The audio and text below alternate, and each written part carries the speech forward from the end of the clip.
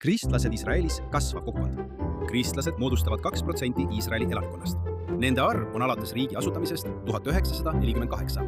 Kuune aastal viiekordistunud. Iisraeli Statistikaameti andmetel elab Iisraelis nüüd üle 184 200 kristlase. Enamik neist on araabia kristlased, samas kui umbes 35 000 on pärit Aafrikast, peamiselt Eritreast, Sudaanist ja teistest Sahara-tagustest riikidest. Lisaks neile, kes siia elama asuvad, võtab Iisrael igal aastal vastu tuhandeid kristlikke valverändureid üle kogu maailma, eriti Aafrikast, käies Jeesuse jälgides. Nad külastavad kristliku usu tähtsamaid paiku, sündimise kirikut Petlemmas, Püha Haua kirikut Jeruusalemmas ning Galilead, Kapernaumat, õndsaks kiitmise mäge, Galilea järve ja Natsareti. Mõni kuu tagasi umbes 30 kõrgest usujuhist koosnev delegatsioon 10 Aafrika riigist, sealhulgas Etioopiast, Keeniast, Mosambiigist, Angolast ja Ugandast, kutsuti Iisraeli asevälisministri Sharon Haskeli poolt külastama neid paiku.